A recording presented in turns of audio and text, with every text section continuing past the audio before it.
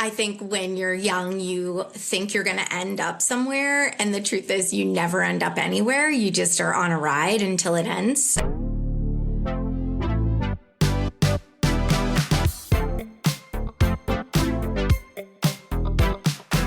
Let's take a quick moment to thank the people that support and sponsor the podcast. When life takes an unexpected turn, you deserve someone who will stand beside you. St. Louis attorney Chris Dully offers experienced one-on-one legal defense. Call 314-384-4000 or 314-DUI-HELP, or you can visit dullylawfirm.com. That's DULLE lawfirm.com for a free consultation. Sometimes the people who make us laugh the hardest are the ones who have lived through the most. Welcome to Hope Comes to Visit, where we hold space for the full human experience and we make sure that there is room for the light to come in. I'm Danielle Elliott-Smith, and I'm so glad you're here. Today, my guest is Kelly MacFarland, comedian, storyteller, and someone who brings humor to the real, raw parts of life. Kelly has appeared on Comedy Central, The Last Comic Standing, The Today Show, Gotham Comedy Live, and so many more. And her work truly lives at the intersection of comedy, heart, and honesty. From her special appearance, Wit Happens on Prime Video, to her latest release, Hot Gnome, Kelly has an incredible way of making you laugh while also making you feel seen. Kelly, I'm so excited you're here with me today. Thank you for joining me. Of course. Thank you for having me. That was a wonderful intro, by the way. It's nice when someone speaks lovely about you. That starts a great conversation.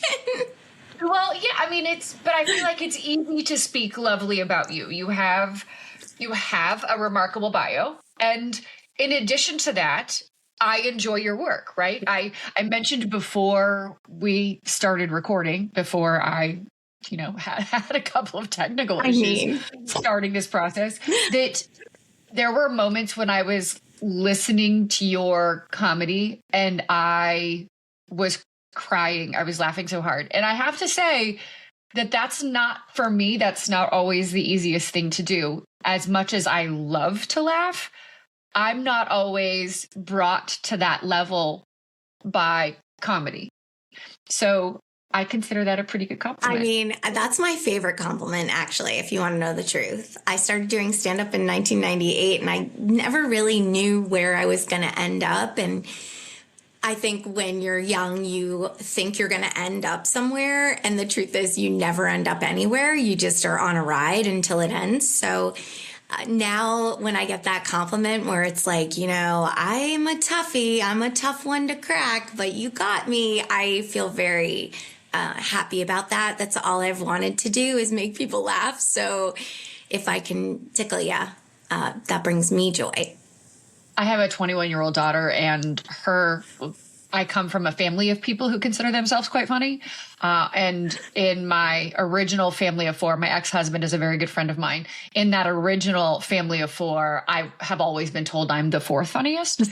So originally, my ex-husband always said he was the first, and now my daughter says she is the first funniest, but her favorite compliment is that she is funny. Oh, so yes. When she is told that she's funny, it is by far her favorite compliment.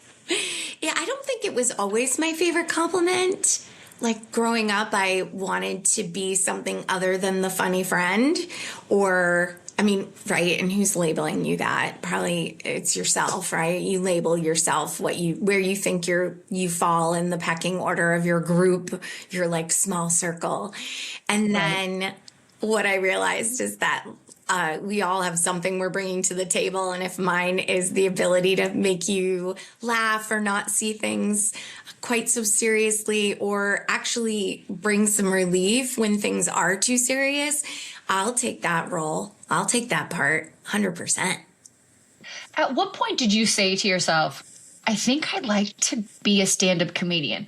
I happen to think that stand-up comedy has to be one of the bravest career paths out there, because you are really laying yourself raw and asking people to find you funny. Like you're saying, here it is. Like you're like tap dancing on stage and saying, come on, I swear I'm funny. And if people don't laugh along, you are vulnerable. Yeah. I think that people say that a lot, actually, that stand-up comedy is so hard and you have to be so brave. And I appreciate all of that because there are things in life that I think I could never do that. That's so brave. That's so ambitious, right? And then when I was a kid, I just was always performing. And I think, right, like you find your role in life, and there are a million reasons why you behave the way you behave. And I'm sure there's a million reasons why I ended up being the one always trying to cut everybody up, right? Like make them laugh and bust a gut. And I loved performing, and I just always loved stand-up comedy. I thought it was so cool, and I loved, 70s SNL and 80s, and I loved Lucille Ball and all the shows, right? So it's like Carol Burnett. There's just so much that brought me joy, and I love absurdity. I love this idea that we all see things differently, and it's all great. And I love telling a story that's relatable from my point of view and having people realize, I've thought that. Oh, so when I was in my 20s, there was a comedy club in the town I was living in Portland, Maine. And I started going and hanging out there, not hanging out in a sense of like by the bar, but I would go to the shows. And then they were having a contest. And I just thought, I didn't know people really could do this. Like this was an actual thing that you could just do and make it happen and have it be your job. So I did the contest on a dare. Friends of mine were like, you should do it. And then I won, and then I won the next round, and then I came in second and just never really stopped doing it, never looked back. And about 10 years ago, I just left my daytime work job and went comedy all in. It's good. That's amazing. Yeah. What has been the highlight or one of the highlights of this career path? Something that's unexpected. I mean, I would probably say that it's all unexpected, and that's the best part. I feel like I didn't take the famous person path, I guess is the best way to say it. A lot of people will say, well, do you have any regrets? Well, yes, everybody has regrets. Do you have anything that was amazing? Yes, there have been great things that I've done. I got to be on Comics Come Home at the TD Garden in Boston with Dennis Leary, and that was my biggest crowd ever at like 18,000. That was amazing. And then last weekend, I was at this tiny vineyard on Cape Cod, and those people were so there for it, and they were having the best time, and that was also really amazing. So I feel like I'm doing something right if I can see how great both of those things are and be grateful for both of them with the same kind of like enthusiasm and excitement. I love that perspective. I was listening to a couple of different things you've done, and we'll talk about Hot Gnome in a minute, but there was one portion where you were talking about your husband, and you were talking about there being two different types of people who brush their teeth. Yes. And I'm listening and I'm thinking, are there? Okay. What are there? And I'm newly married, and James and I got married in November, and I'm still very much, thank you. I'm still very much in the he can do no wrong stage. And so I still can't picture myself getting to the why are you breathing? Yes. Why do you have to breathe so loud stage? But but you're talking about the two different ways people brush their teeth, and you described the first way, and I'm thinking, well, that's how I brush my teeth. And then you just started to describe the second way, and James gags when he brushes his teeth. And the sound you made, I was drinking coffee, which was a mistake at the same time as watching and listening to you. And I thought, is she in my house? Right. And I think that's what you're talking about when you recognize that people feel seen in your comedy. And it's similar to why I do the work I do. Yeah. I hope that when people listen to us have these conversations, and when they listen to your experiences, whether they're choosing comedy or a different path, they're saying to themselves, I get that. Yes. And there's something so powerful in making people feel seen. And so thank you for making me feel seen in the most beautifully comic way. I can't wait to play that. Yeah. So I knew you were going to say that. Like I could, that bit specifically is it's so weird to me what you never know what you might say, right? That like will change someone's perspective. right. That's like I'm a pretty touchy-feely, deep person considering that I do comedy for a living. But that bit about brushing your teeth, it's the most viewed joke I've ever put out ever. Really? Yes. And people love it. And I get more feedback from people about that bit. They're like, I never really realized this. Now I can't unhear it. Some people Right. are like mad. Some people are like, yes, thank you for saying it. No one talks about this. And I mean, I almost want to film him please, while I have him listen to the bit. please do. Tag me in it. Please. Because it's like, when I tell you that I choked, I laughed so hard. Yeah. Because I really and truly was like, where is this going? Yeah. Like, what is the other kind? Sure. And then I thought, Yeah. because I've never heard anything like it before in my life. Well, and I think, right, like, I do think everybody listens to that bit the same way you did, where you were like, what do you mean there's two different, I mean, what are you using, a carrot? Like, what are you using instead of a toothbrush? And then it is as simple as, I am very particular about my teeth. For many reasons that we don't have time to go into right now, but guilt is probably the biggest one. My parents bought them, put me in braces, right? And then never let me forget it. Yeah. And my husband also he has a beautiful smile. He has a big pumpkin head, beautiful smile. And he goes to town, and his mother is the same. She was the same way. Like, I remember the first time that we were all staying somewhere together and I heard her brushing her teeth. I busted in on him and was like, your mother. It's like, This is what's yeah. I'm like, this is hereditary. We have to tell everyone. like we need to record this. Right. This is the thing. I think I wrote that bit like the week after that, and then sat on it for a while, and then was like, I need to tell everyone. I feel like I have to get it out. I feel like I need to share this with everyone. Yes. How did your husband feel being I was a subject? so yeah, this is so this is the thing. He, as much as he takes a beating in the stuff that I have, the last bout of stand-up that I created, he is probably the most supportive, loving person that I've ever had in my life. Of course, next to my two best girlfriends. But anyway, you know, as a partner, he is just incredibly supportive. And sometimes he'll come to shows, and afterwards people will say, are you the husband? And he'll be like, yeah, I'm the husband. He's very shy. He's a very reserved guy.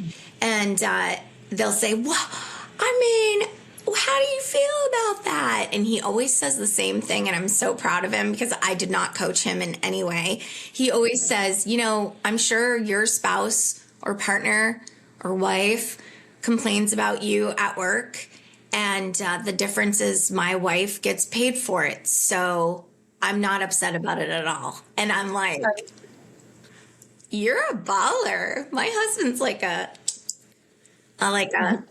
He's a quick one. He's a confident. He's smart. He's confident. He's smart. Yeah. Well, and the thing is too, like one of the things, another, you know, I'm giving away some of your comedy, but one of the things you said was, you know, my husband was married before. While I have an excellent relationship with my ex, his parting was not as amicable.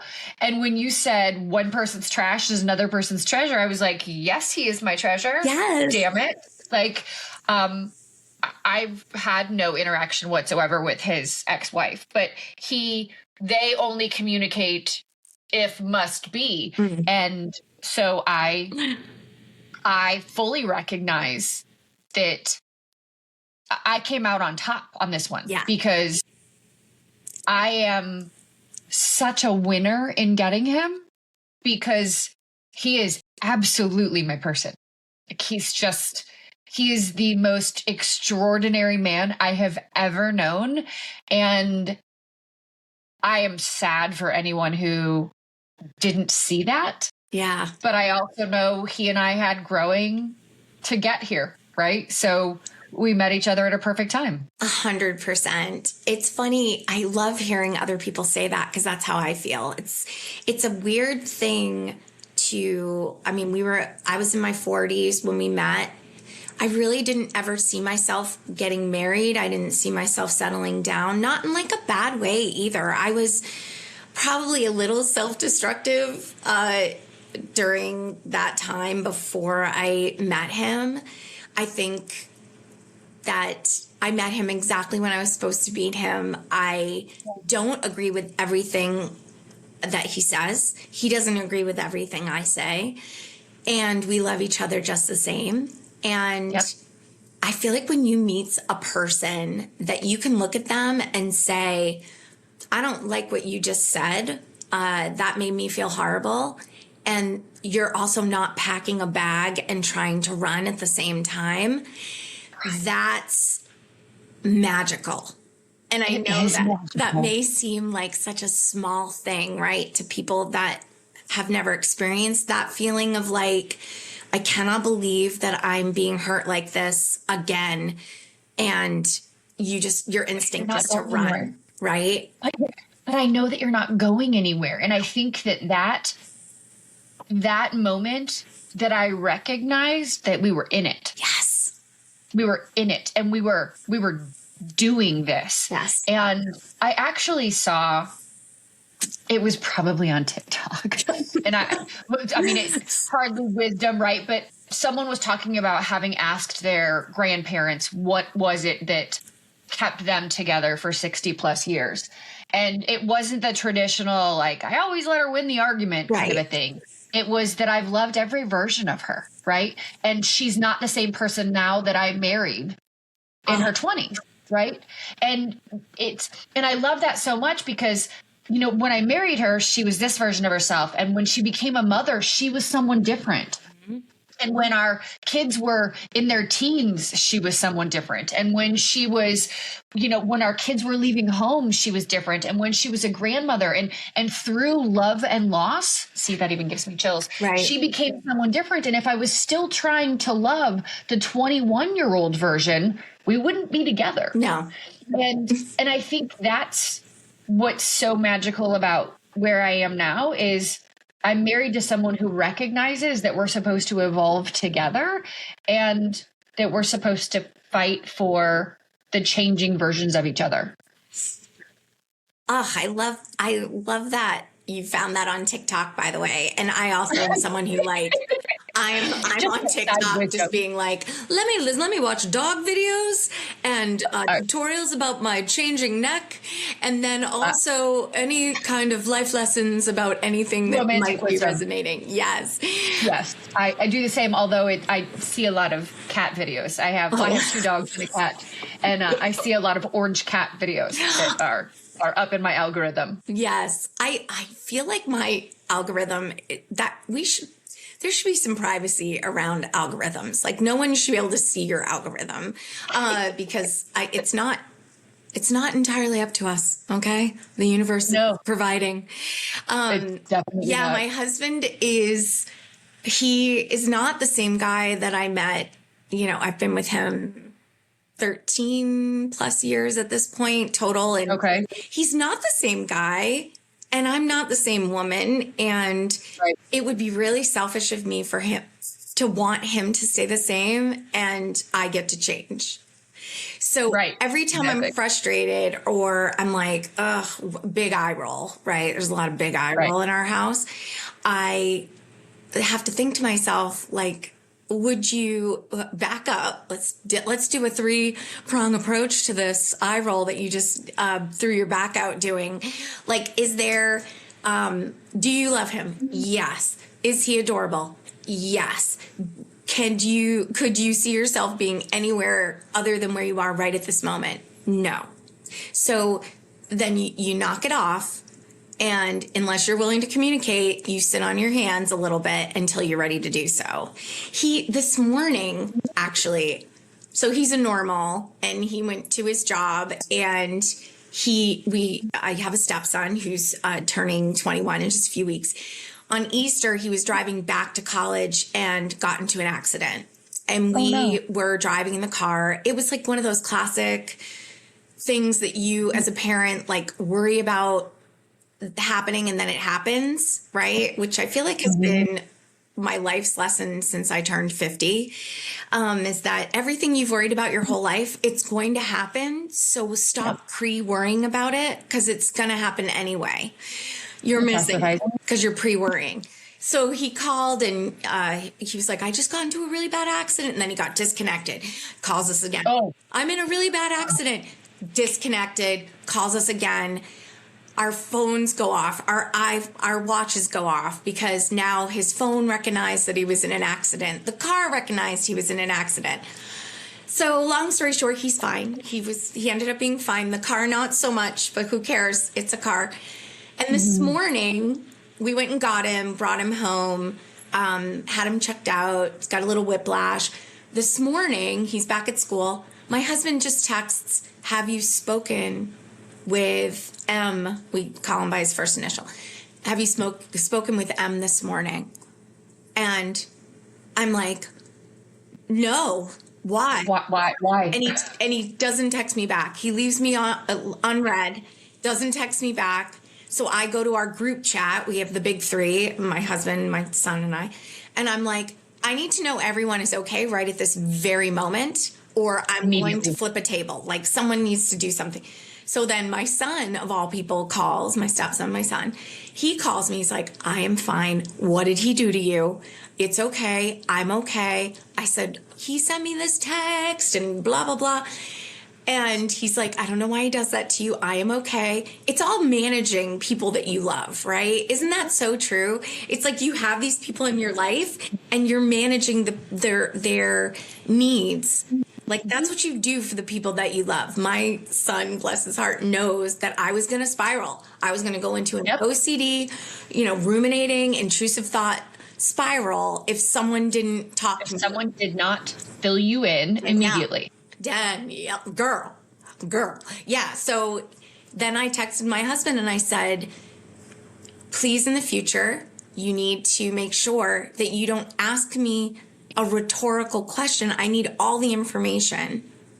And he apologized. He said, I'm so sorry. You're absolutely right.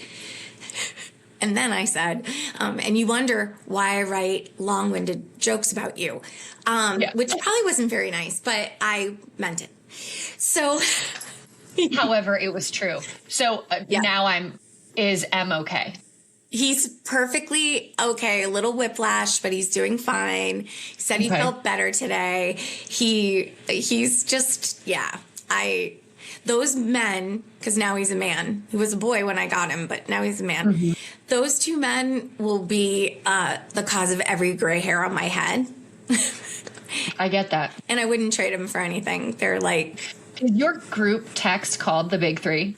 I call it the Big Three, and I feel like I put that name on a lot of things, and I don't know if it's because I went through this like weird. My daughter named ours Bloodline. Oh, I love that. And it's a picture of her and a WNBA player.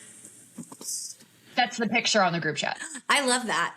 Do you have everyone in your group chat? Like both, you're blended, or just you and you? No, it's just the four, because God knows poor James would be like, what is happening right now? Because they go off on sports frequently. We have separate chats when we all need to do things, but poor James does not have to be subjected to the randomness that happens over there. Gosh. Yeah. Let me ask you this. I know that there have been some things that have happened in your life that have been challenging over the course of the past couple of years. Yeah. Talk to me a little bit about that and how it has influenced your outward work. Yeah, I mean, it's an interesting place to be in and also be so self-aware. That's the other piece of this puzzle that I don't know if we talk about it enough. And I am always happy to talk about it with whoever wants to chat about it, is that I lost both my parents within 2 years to the day of each other. And they had been married and together a total of over 65 years. Wow. I lost my mom first, and it was always a fear. I also had, quick side note, I don't mean to flex, but I had a late in life diagnosis with a compulsive disorder with OCD. And and a quote, the psychiatrist was like, first of all, I want to commend you. You've probably been living with this your entire life, and you are very well adjusted, and your coping skills are insane. And I was like, yeah. Heck like, yeah, right? Yeah. So it's ruminating thoughts, it's intrusive thoughts, it's I think OCD, obsessive compulsive disorder, can be really something that people don't fully understand how it affects everybody differently. And for me, I have a good friend who is currently seeing a therapist for that specifically, because that diagnosis, she has now realized how intrusive it is in her world in general. So she's working specifically with an OCD therapist. And so she and I have been talking quite a bit about that. So it's interesting that you've brought that up. Yes. And I think it's great that she's talking to you about it. I did the same thing. When I got the formal diagnosis, I told my closest inner circle tribe of friends and was like, listen, you probably already knew this, but I am not just quirky, and I'm actually I have this formal diagnosis now. And my husband always laughs because I was with him when this happened, and I came home and told him about it, and he said, so how did that conversation go? And I said, well, he said, you have OCD, right? And I said, yeah, probably a touch. And he was like, no, I really think that we should explore this. And I was like, sure. So anyway, and he said, Kelly, I need you to stop for a minute. You're being very performative. So your defenses are going up. He's like, no shame in this. But I'm so sorry. I need you to tell me that you know that you have a compulsive disorder. I need you to acknowledge it. And I was like, fine. Yes. And he's like, because I have a file. He was very funny. He's like, there's a file I've been working on. And I was like, fair enough. So one of the things that I would obsess over or have intrusive thoughts about, and it's just like watching a movie that you can't turn off. And out here, I'm fine. I was able to perform. I was able to write, enjoy things in life, have great, healthy relationships. There's a movie playing, though, in my head all the time, and it is dark. And one of the things that I would obsess over is death, losing parents, losing friends. I could be having a conversation with my mom, and then the whole time I'm talking to her, I'm like, she's going to die. Like, at some point, she will die. She'll be dead. She's going to be super dead. Like, couldn't shut it off. So I had that diagnosis and then did a ton of research on it. And then the thing that I was so afraid of that took up so much of my energy my entire life actually happened. And the world kept turning. And I was okay. And we can do hard things, right? It was like every stitched pillow you've ever seen. Right. And my dad broke that day that she, it's like one of those sad, like, she collapsed in his arms and she had a brain bleed, and the ambulance came and they were in Florida, and he never talked to her again. He was, it was like, the trauma, it's like all trauma. And he broke. He did not know how to do life without her. He couldn't function without her. He wasn't himself. So I lost them both kind of at the same time, which is heartbreak is a real thing. It is legit the thing that we all share as people. I feel like if we could all just like take a beat when we're angry and remember that we're all pretty much the same.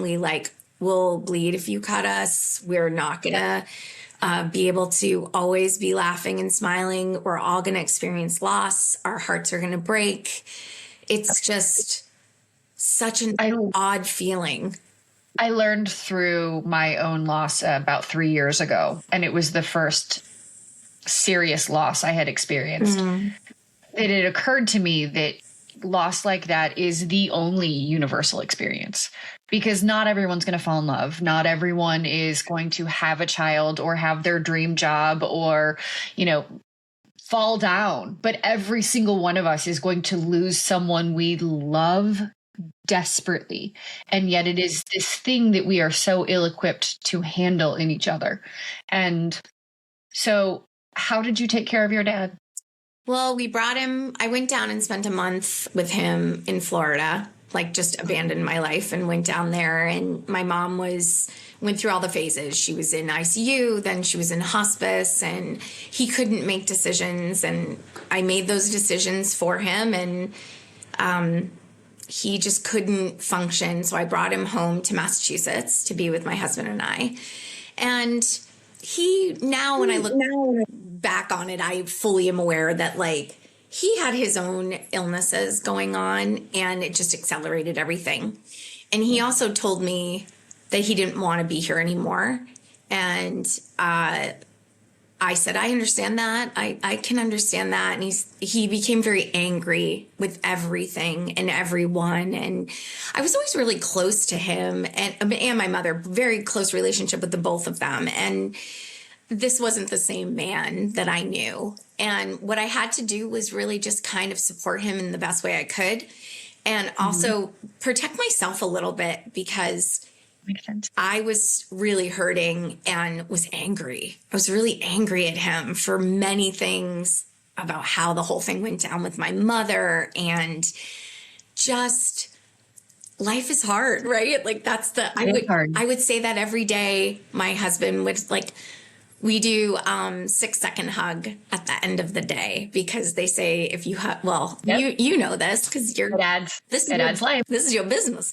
We do 6 seconds for people that don't know. If you do a 6-second hug, it says it releases the serotonin and all the things. So we do 6-second hug before bed every night, even if we are barky at each other, we still do it. And he would ask me, "How are you today?" And I'd say, "I can do hard things." And he'd be like, "Is that your answer?" And I'd be like, "Final answer. I can do hard things. I can, do stand up when I want to take an Ativan and maybe an edible and, lay down and sleep it off."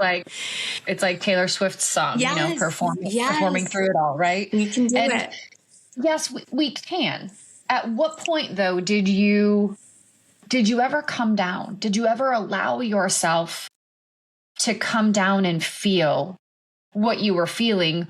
Or did you continue to put up the fence of hard things?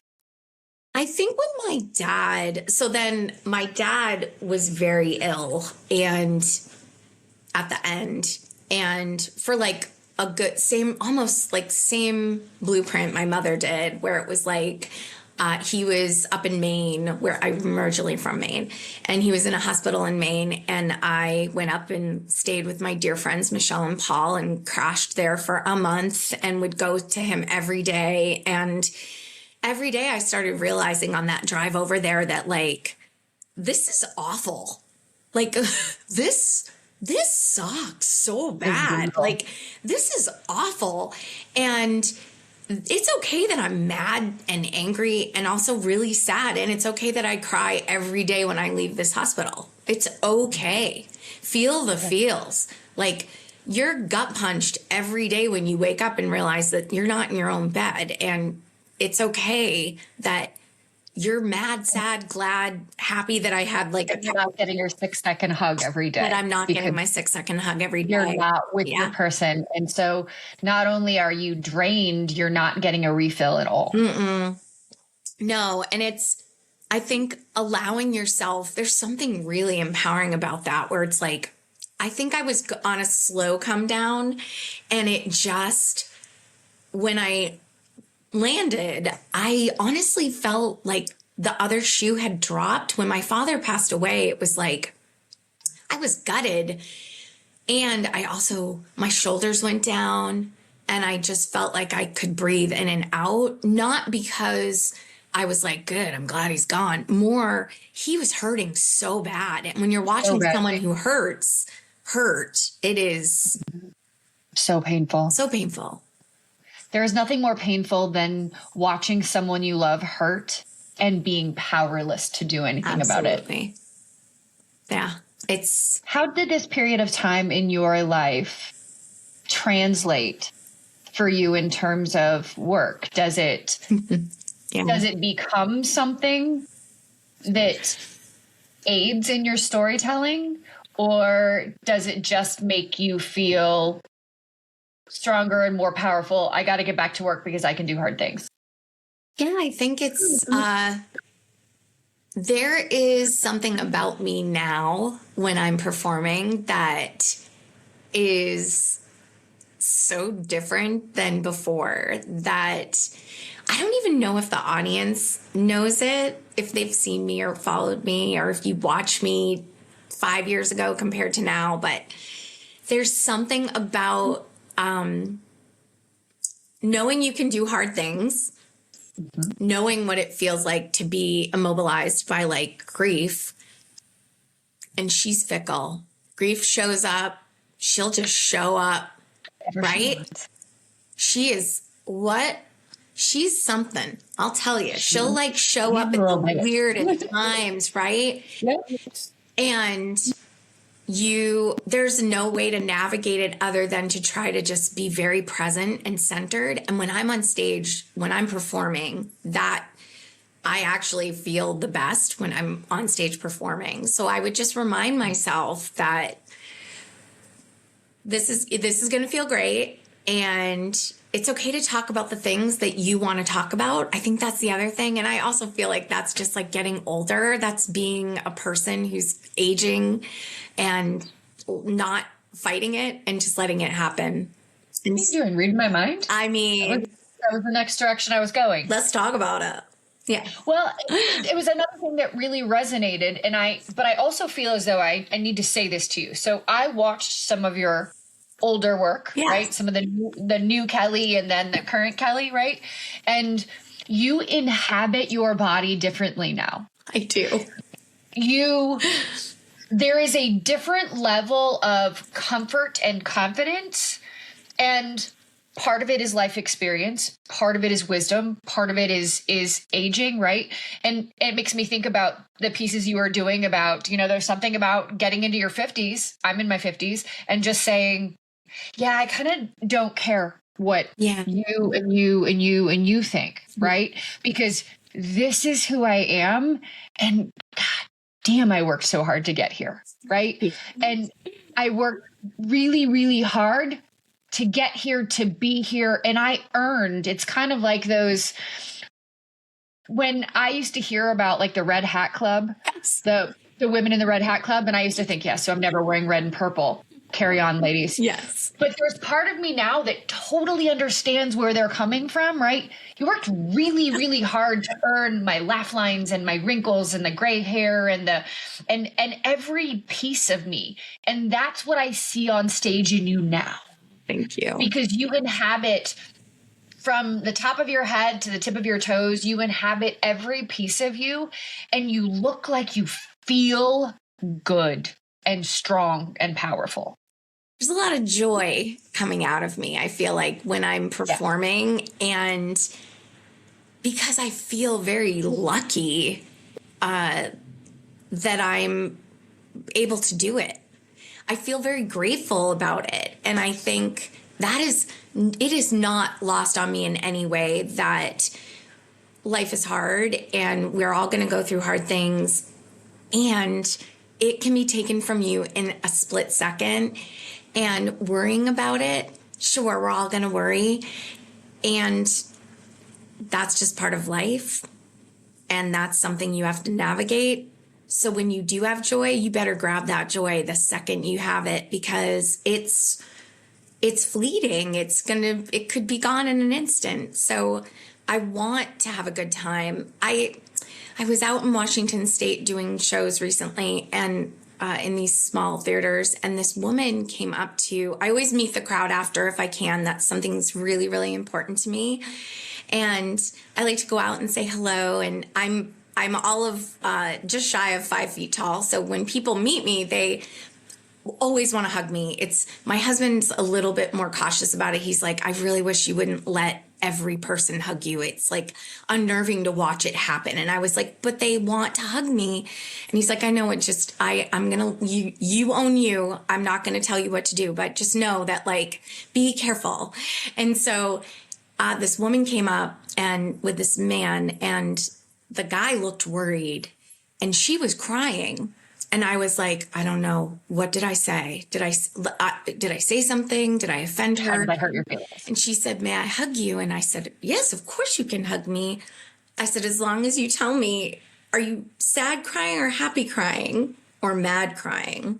And she said, I'm crying because I was laughing so hard. And then I realized that I feel very seen by you in a really real way. And I felt, it took my breath away, because what I'm working on now is new material that's a little bit more about me and my mental health and how I've been navigating and what I'm doing to stay present, and the crazy thoughts in my head that my partner actually is just supportive of, even if I sound bananas. And those little bits of reinforcement and reassurance are so valuable to us, because we need to know we're on the right track. And if you're invoking some sort of like emotion from someone, whether it's happy, sad, joy, whatever it is, you're doing something. So do a check-in and see if you're putting out what you want in the world. And I feel like are there any topics that are off limits for you? So yes, I will actually say that. I don't discuss politics in my act. I just don't. It's a thing that I've seen people really go off the deep end either way, right? Both sides. Right.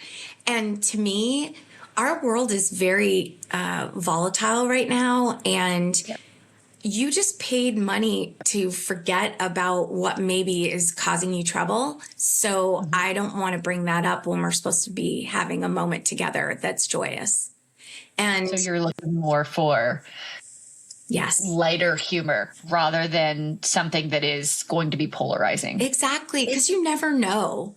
And I want to have fun. I want to have some fun. And if that comedy's not for you, then okay. I get it. And listen, I'm a fan of some comics that push the envelope. They push boundaries. They make people think. I'm all for that. It's not what I do personally. I would rather be relatable. I want you to feel like you wish I would come to dinner at your house. I would love that, by the way. And that's where I'm at. Come to St. Louis. I have a house. I have 3 rooms you can stay in. Yes, please. I love St. Louis. I was just there late last year with Kathleen Madigan, who's a brilliant stand-up comedian and just like an amazing human. And she's from there. So I was there for my first time, and the crowds there were amazing. I love that. Yes. So now I'm going to have to be in your audience at some point. I'm going to have to travel to find you. Yes. Talk to me about Hot Gnome. Oh, can I? Yeah. Okay. So Hot Gnome came about from all of this, actually. You're such a brilliant host, by the way, Danielle, because You're like taking the path exactly where it needs to go, because honestly, all of the things we just talked about brought me to filming Hot Gnome. So yeah, Hot Gnome started out as I felt my shoulders going down. I felt my center coming back a little bit. And I was like, you know what? We could all be gone tomorrow. So I need to do something that's mine. I want to make something. I want to make just like a time capsule of my favorite stand-up. So I self-produced, self-funded. I put it all together myself, and I recorded just a year ago, actually, April 4th last year at the Cabot Theater in Beverly, Massachusetts, one of my favorite historical venues to play. It was a wonderful night. I did 90 plus minutes of stand-up, all my favorite bits, which was consolidated down into 1 hour of what became Hot Gnome, my special, and it's out on YouTube where you can watch it. And then I got with the guys, gals, and folks at Blonde Medicine, and they have my other 2 albums on their label. So I said, hey, would you want to release this special as an audio, as an album? And they were like, we would love it. So you not only can watch it happen, you can also listen to it on your travels and on your way to get coffee or wherever you want. Well, friends, I will tell you, it is funny. It is funny. Add it to your playlist. Watch it. You are fun to watch too. So while it's great to listen to, I would encourage people to watch it because you are. I mean, like I said, I'd love to have you. The game you play, like, who would you like to have over for dinner? Yeah. Like, you'd be someone so fun to have for dinner because the banter is so easy and the conversation is so much fun, and it's just. Like, this has been so much fun for me. Back at you. You are lovely. I was listening to you, obviously, because you want to do a little homework, right? You want to know what you're dealing with, right? You want to deal with. And I was like, okay, fits into my play group exactly perfectly. So, this is so easy. I was on a podcast a couple nights ago, and I smile a lot. And the host actually commented, you smile so much. And I was like, I think I'm just like, when I'm in it, I'm just happy. Like, just happy to be here. I swear that's my one person show. I should name it that. I'm just happy to be here, everyone. Thank you. Thank you for having me. There you go. There's your next idea. There it is. I'm just happy to be here. Because you know what? That actually plays into what you were saying about things could change in a minute. Yes. So you're just happy to be here. Yes. So all of the pieces that you do everything you can do for that particular episode can be filed under, I'm just happy to be here. Just happy to be here. Yes. Happy to be here. How do you define hope, Kelly? Ooh, I define hope it's probably way easier than we need to, than we make it, right? Like, having hope is just this idea that you should soak in, that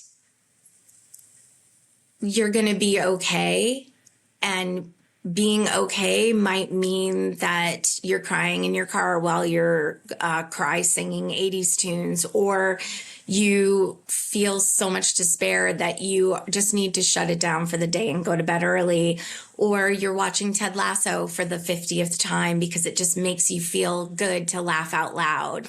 I think hope is those little moments that you can find yourself grabbing that bring you joy or make you feel something. I don't think hope is always has to arrive when you're in this desperation mode or this like dire straits. I think hope can just show up when you are like having a quiet moment and things are okay. In that quiet moment, that's hope. At least that's how it is for me. I love that. That's perfect. What advice would you have for someone who is contemplating a career that requires performing? Well, I would say just do it. I mean, What's the worst thing that could happen? That's what I always tell myself. If I feel any sort of jitters or nerves or butterflies, I've always told myself, what's the worst thing that could happen? And that actually came from my dad. So over 20 years ago now, I don't talk about it as much anymore because it's been so long. I was on a reality show called The Biggest Loser. I was on the first season of that show. And I remember calling my dad the night before the first day of taping. And it was a brand new show. It had not even sold when I was signed on to do it. And I didn't think it would sell, but my goodness, look where we are. And my dad, I remember saying to him, I'm like, Dad, I'm so nervous. Like, what if I make a fool of myself? What if I have a heart attack? What if I hurt myself? He's like, those were all like the worst things that could happen, and you'll heal. Who are you embarrassed in front of? And you're still going to be loved when you get home. So what's the worst thing that could happen? And I was like, oh, I love that. Way to simplify my emotions. And thank you, because you're absolutely right. How much of your current mentality, your ability to, recognize that you can do hard things and to talk yourself through things is a function of a life lived experiences? Or is it working with a therapist and recognizing your OCD diagnosis and working on yourself? I think it's both, right? It's like knowing that it's every day, right? I feel like that's something that if you can kind of accept that piece of the puzzle, right? I think I check in with myself every morning. I do take just a few minutes every morning when I wake up and I have a quiet moment to myself. I check in on my mental health, like how are we doing today? How am I feeling? What do I need, right? What do I need? Sometimes it's just sleep. Like sometimes you just need rest. And rest doesn't have to be like, oh, I'm going to take a nap. It can be, I just need to really decompress. I need to process things appropriately so that I'm not holding on or pushing down and not recognizing where I am physically, mentally. So I think it's a combination of everything. You need to really not be ashamed or have too much pride to take care of yourself. It's really true. I hated hearing that. That was big, right? Remember in the early 2000s, it was, if you can't take care of yourself, then how will you take care of anyone else? Yes, it starts with you. It starts with you. And your oxygen mask on first. Yes. And it's true though. I hate it, and it's true. Those two things. It is true. It has been delightful having you on the podcast here with me. Where can people find you? Yes, they can find me at kellymacfarland.com, or they can find me out on Instagram with pictures of my dog. And yeah, they can find me anywhere. It's just my name. Just Google me. You'll find me. Just Google me. Just Google it. Just Google it. You have been a pure delight. Aww. I love laughing. I love laughing with you.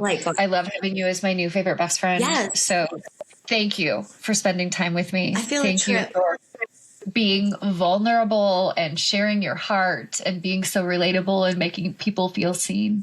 I'm grateful. I'm grateful for you. Thank you for having me. What a great, this is culminating of everything we just talked about. I love it. Yeah. I love it. And friends, thank you so much for joining us on this episode of Hope Comes to Visit. Make sure that you seek Kelly out, that you listen to and watch her work. It will have you in stitches, I promise. And go ahead and share the episode. Make sure that you are spreading Kelly's love and making people feel seen as far as you can. And until we spend time together, please take very good care of you. I look forward to seeing you on the next episode. Thank you. Naturally, it's important to thank the people who support and sponsor the podcast. This episode is supported by Chris Dully, a trusted criminal defense attorney and friend of mine here in St. Louis, who believes in second chances and solid representation. Whether you're facing a DWI, felony, or traffic issue, Chris handles your case personally. with clarity, compassion, and over 15 years of experience. When things feel uncertain, it helps to have someone steady in your corner. Call 314-384-4000 or 314-DUI-HELP, or you can visit dullylawfirm.com to schedule your free consultation.